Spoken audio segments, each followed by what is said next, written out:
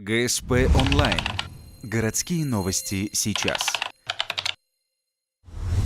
14 декабря. Дом культуры поселка Водный. Вместо привычного урока физкультуры у школьников проходит зарядка с чемпионами боевых искусств. Ученики 8, 9 и 10 классов 14 школы осваивают корейскую бойцовскую технику тхэквондо. В качестве преподавателей опытные спортсмены Елисей Дядин и Эмиль Яникеев, а также бронзовый призер первенства мира Илья Коснарев. Я уже занимаюсь 11 лет, с первого класса, сейчас в 11. Занимаюсь каждый день. Да, на тренировках-то физическая нагрузка больше, физкультура полегче будет. За час урока спортсмены показывают школьникам основы тхэквондо. Для неподготовленных ребят такое интенсивное занятие непривычно. Во избежание травм у новичков большое внимание уделяют разминке и растяжке. Далее мастера показывают технику ударов ногами. Они развивают не только боевые навыки, но и координацию и гибкость.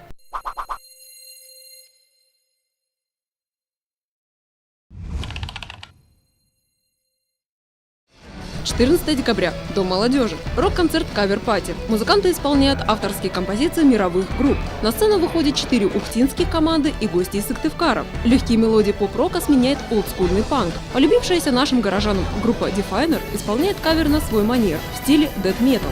Публика здесь очень прошаренная. Врубается в рок, врубается в металл, всегда нас очень хорошо поддерживают, приветствуют. И выступать перед публикой ухтинской нам огромное удовольствие, поэтому мы всегда приезжаем по первому зову. Кавер-пати стал своеобразной разминкой для групп перед более масштабным событием. 21 декабря в Сыктывкаре пройдет фестиваль «Ночь каверов». На столичной сцене выступит и ухтинская группа «Бабуины и Катафоты».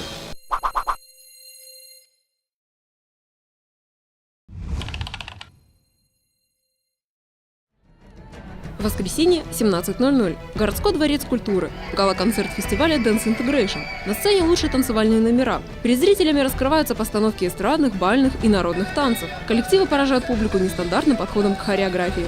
Появление в зале участниц из Сыктывкара вызывает бурную реакцию.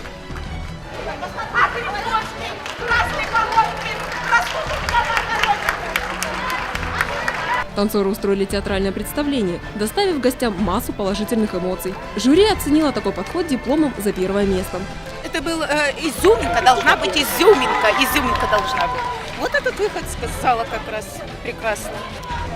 Готовились недолго, я бы сказала. Нет, недолго. Мы в мае месяце выступали в городе Москве и взяли Кубок мира.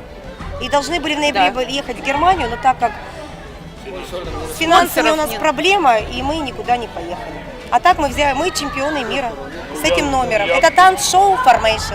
Гран-при 15 тысяч рублей получила танцевальная группа «Стиль» из Печоры. Смешение стилей, выбор костюмов, неординарная постановка танца и хореография были по достоинству оценены судьями.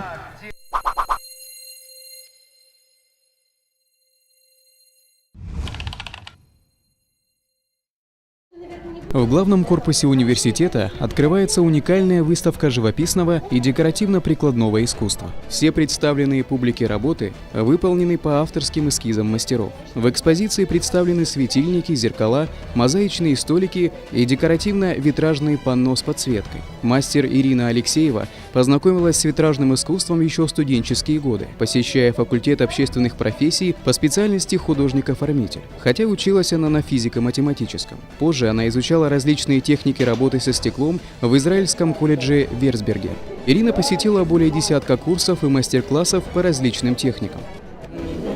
Чаще всего что-то вдохновляет. То есть если вдруг увидела там работу какого-то художника, например, и вот она меня там впечатлила, и у меня вдруг какие-то образы там вот как-то можно сделать в стекле.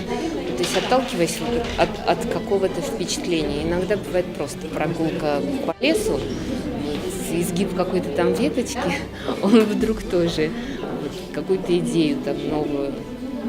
Вместе с Ириной Алексеевой представила свои работы доцент кафедры архитектуры Людмила Пшеничникова. Она приверженец антропософского учения Штайнера, создателя Вальдорфской педагогической школы. Ее живописные произведения выполнены акварелью и несут в себе глубокое эмоциональное и философское содержание.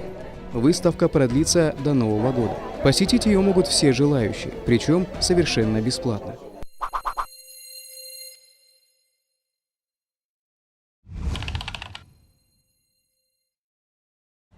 Вторник, проспект Ленина, 5 часов вечера, час пик. Время, когда люди возвращаются домой после работы, и нехватка общественного автотранспорта становится очевидной. То ли от сочувствия к замерзающим на остановках, то ли от жажды наживы нерадивые водители приступают закон. В это время на дорогу выходят сотрудники ГИБДД. Они проводят операцию «Автобус», в ходе которой осуществляется проверка служебного и общественного транспорта. Если вы видите, что подъезжает к автобусной остановке маршрутный автобус, и он уже перегружен, и вам предлагают проехать стоя, не садитесь в автобус, не подвергайте свою жизнь опасности. Я понимаю, что сейчас очень холодно, хочется всем уехать, но мне кажется, что жизнь человека, она, наверное, дороже. Сотрудники ГИБДД проверяют техническое состояние транспорта, наличие путевых листов у водителей. Маршрутные автобусы осматривают на соответствие количества пассажиров и посадочных мест, а междугородние – на использование ремней безопасности. Основные выявленные нарушения – это неисправное светосигнальное оборудование и перегруз.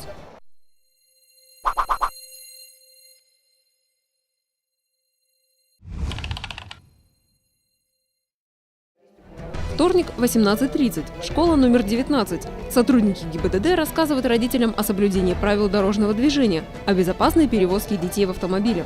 Также мамам и папам говорят о скоростных подарках подросткам, скутерах и мотоциклах. Необходимо помнить, что должная защита не всегда может уберечь от травм. Поэтому взрослым нужно взвешивать все «за» и «против» перед приобретением подобных транспортных средств. 15 лет мальчик.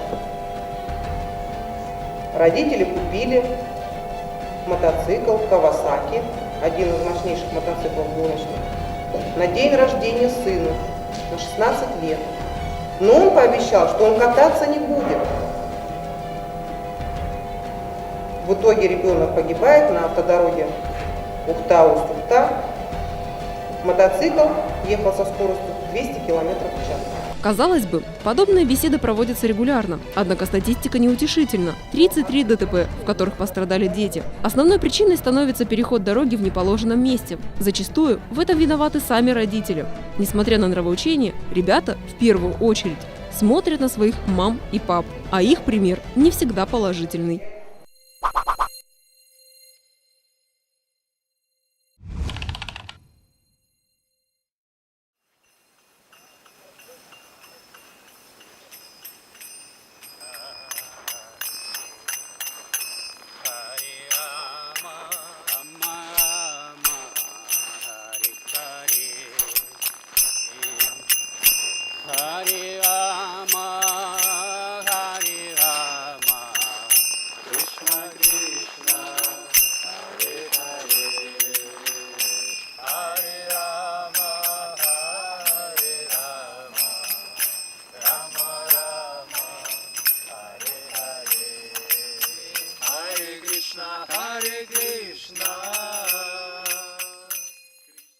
Более 500 лет назад Господь Чайтанья, это сама Верховная Личность Бога, он приходил на землю Индии, и он рекомендовал для людей этого века, этот век называется Кали-юга, Кали-юга, это век деградации человечества, он длится 420 тысяч лет.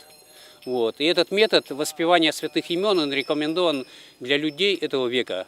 Вот то, что мы сейчас делаем, Хари Кришна, Кришна Кришна, Хари Хари, Хари Рама, Рама Рама, Хари Хари. Это 16 имен Бога, Хари Кришна Рама.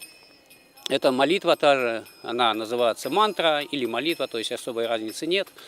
Вот. И она рекомендована для людей Кали-юги. Вот. Для очищения людей, чтобы они могли снова вспомнить о Боге. Вот. Потому что жизнь без Бога, она жизнь несчастна.